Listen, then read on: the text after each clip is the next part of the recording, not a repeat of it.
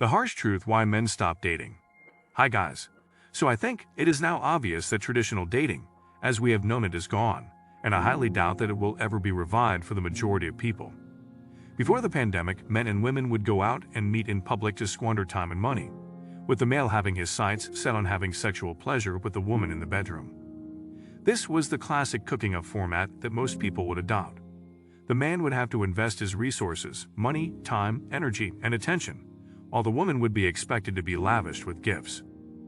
Been taken on fancy dates before, having to satisfy the man at the end of the relationship.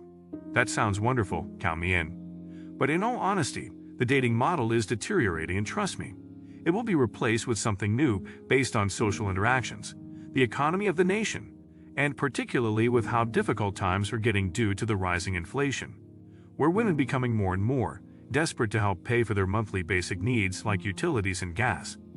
The old dating model of going out to eat and have drinks is decaying, and trust me, it will be replaced. Something new very soon. Look at ladies online as can girls, busting it wide open for the world to see. Look at women on Instagram partying in yachts of wealthy men. Look at young women on sugar daddy sites searching for arrangements. And look at the emergence of OnlyFans. I mean, you only have to think about it and see where. Women's mentality. They'll openly advertise themselves online to attract wealthy older men to take care of them, while they take of their physical and sometimes social needs. It's like women are now openly monetizing their bodies online, and that's the height of desperation in today's culture. These things are happening right now and are getting more and more common.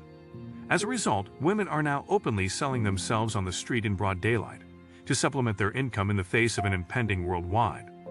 Additionally, consider who is influential in the dating industry right now. The younger generation that has no trouble participating in these activities for a small amount of money is the problem. Not Generation X or baby boomers.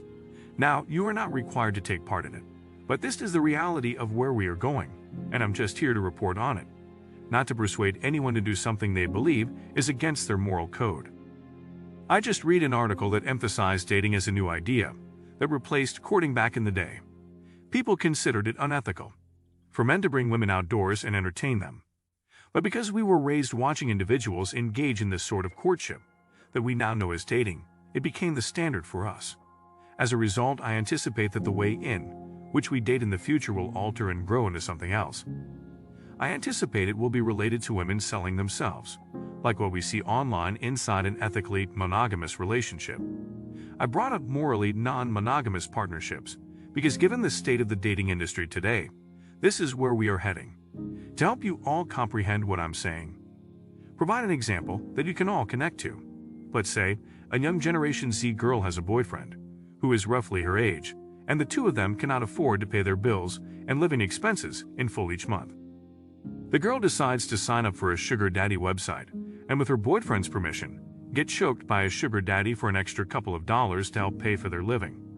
This is likely to be the new dating model, and things are looking up for older, wealthy guys like ourselves.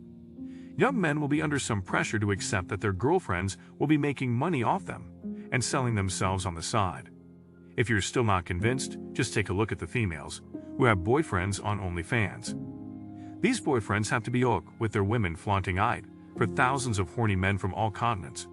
Because she earns more money than him, some boyfriends are forced to follow her initiative and do her in front of the camera.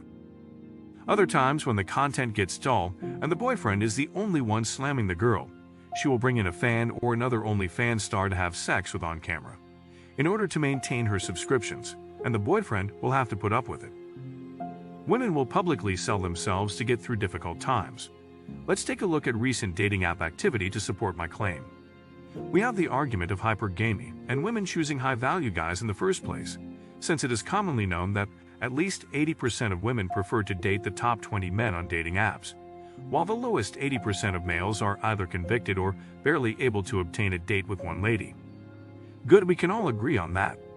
How is that any different from the 90-10 rule or ladies, who are part of modern-day harems? You only need to open your eyes to realize that what I'm saying is already taking place. I notice both men surrounded by a number of women who are quite content to share these men. If I'm being honest, it appears to me that these ladies are members of a harem. I am aware that some of the women are paid, but it appears that the other women are content to belong to a group. And if I may, I think this will work for the majority of males.